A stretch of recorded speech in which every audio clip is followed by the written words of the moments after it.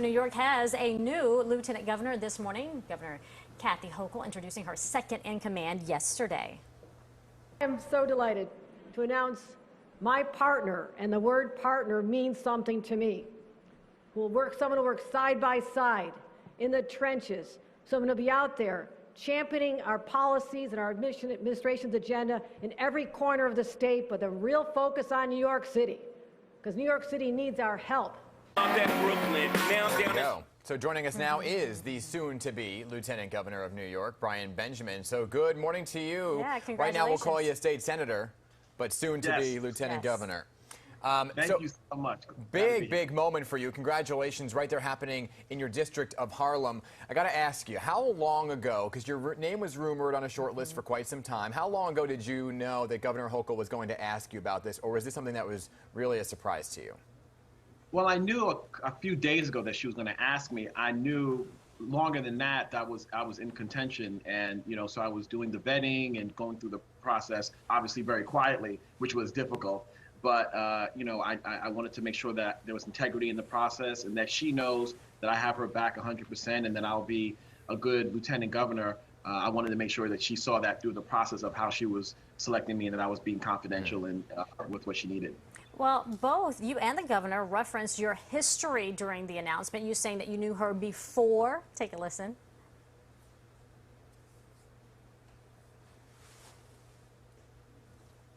I guess.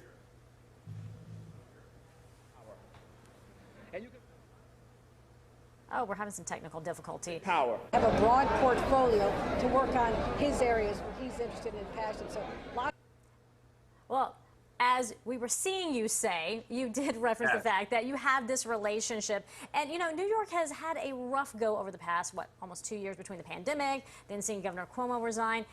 Talk to us about how your relationship can move this state out of that. Well, I think a couple things. Number one is she's a collaborator and I'm a collaborator. So one of the things that I believe is essential as we come out of this crisis is that we need the state government working with the federal government, working with the city government, hand in hand across ideology. One of the things that I keep saying to people is COVID doesn't care if you're Republican or Democrat. It is here to kill all of us. And so we have to put our hand out, understand that obviously there's an electoral season, but right now we are in the middle of governing. We're governing through a crisis. Dr. Fauci says that if we do everything right and we get everyone vaccinated, we can be back to normal by spring of 2022. I want to be back to normal as soon as humanly possible. We all have a role to play with that, but it's not about me fighting the president, fighting the governor, fighting the mayor. It's about us working together and being harmonious, and everyone holding the whole system accountable, so that the people of New York, who really is who we're here for, gets the services that they need. Yeah, I think a lot of people are looking forward to that day, right, where life can just be normal without a COVID worry. Your experience, though, Mr. Benjamin, mainly based with New York City residents, right, representing Harlem, the Upper West Side. We know that Kathy Hochul famously traveled all 62 counties as lieutenant governor. Do you plan on doing something very similar to really familiarize yourself with the wider population of New York? Yes, absolutely. I look to get out and touch every corner of the state, and that every corner of the state knows that I'm here for them. But let's be clear, the governor, it's even hard for me to get this to. The governor, she's from Western New York. She picked me from downstate. She's really trying to put together a team. If you look at what she's trying to do here, she wants to make sure that every part of the state is represented with people who can hit the ground running right now, knowing the issues of their jurisdictions. But without question, as her number two, I will follow her lead. And I want to make sure that the entire state knows that as I'm advocating on their behalf, that I have come and I'm familiarized across the state.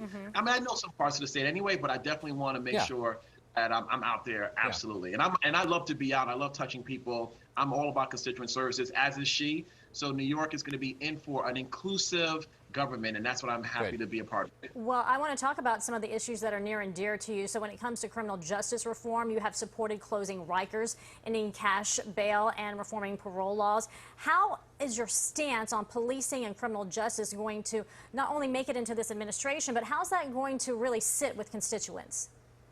It's an important point, because one of the things I keep saying to people is that we can make sure that we have criminal justice fairness for all and keep the public safe at the same time. We just have to be smart. We have to make sure that we don't, lock a kid up for 40 years because they stole a backpack. But at the same time, we need to hold people accountable who do things that really threaten public safety. Mm-hmm. And that's really at the core of my policy and my view. And that's something that the governor shares. And I think that's something that, when you get beyond the petty politics of people just trying to label each other, ultimately, we all want to keep the public safe, and we want to make sure that we don't over-criminalize at the same time. We can do both. We just have to be smart and thoughtful about it, and that's something that I will continue to advocate for, and it's something that I believe the governor appreciates about who I am and what I believe in. So, have you had any conversations, either as a state senator or now in your new soon-to-be position,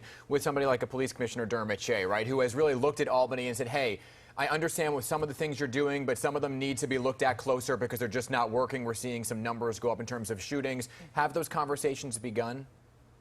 Not in my official role yet, but I can tell you as a state senator representing Harlem and East Harlem and the Upper West Side, where we have been seeing an uptick, that we have been having conversations. So I know Commissioner Shea, I know the 32nd precinct. This is not a brand new issue to me. And we are going to obviously be thoughtful and careful about how we look at all of our laws to ensure that, again, we keep the public safe while not over-criminalizing. Yeah. That's the fairness level I think we should be trying to meet. Well, speaking of safety, we're obviously still in a pandemic. A lot of debate about masking in schools, especially about vaccination requirements. Where do you stand on these issues, and how does the administration plan to deal with the Delta variant, making these numbers go back up? Well, I stand with the governor. Let's start with that. And a number of thoughts I have, I will continue to share with her. I agree with her on the mask mandate, and will be, see myself as the person who's going to be going out and trying to help make sure that the entire state is following that. And we need to make sure that we get people vaccinated. And in communities of color, the numbers are worse. And so one of the things I hope to be is someone who could be going around to the entire state, no matter where you're from, but where we have low vaccination rates, whether it's amongst certain populations of the elderly, communities of color, wherever they are, we have to be out there, and that's what I look to do. But obviously, I follow the governor's lead on this topic. This is the number one issue we're dealing with. But I agree with her 100%. Rapid fire, two rapid fire questions for you because we're just almost out of time here. First, do you plan to run for a full term for lieutenant governor in 2022? Absolutely. Okay, and then the most important question. It seems tough. I'm sorry to do this to you on your first appearance here on Big Sam Morning. Get ready. I'm sorry, because I'm known as being a pit bull in terms of my questions. Will we see, and if we can throw the video up, will we see more dance moves like this throughout the state of New York? Because we have this video evidence here of you breaking it down. Listen, I will speak to the governor about that. If she's okay with me dancing a little bit, no. To me, dancing is part of who I am. I'm from Harlem. This is our culture. When the spirit moves me, I get involved. And I just love being relatable and being a part of the community. You got to teach me some moves. Yeah, those are some really good moves. We'll work on it. We'll work on it. Will you be dancing at the swearing in? We shall see. Okay. It depends on the energy. I gotta. All right. There we go.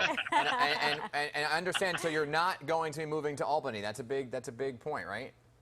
Yeah, I don't expect so. If the governor believes I need to, I will. But my expectation at this point is that I'll live in Harlem, be in Harlem, and I would travel and commute across the state on behalf of our agenda. There you All go. right. State Senator Benjamin, thanks so much for being with us today. Congratulations. Thank you so much. All right. Absolutely. Talk to you soon.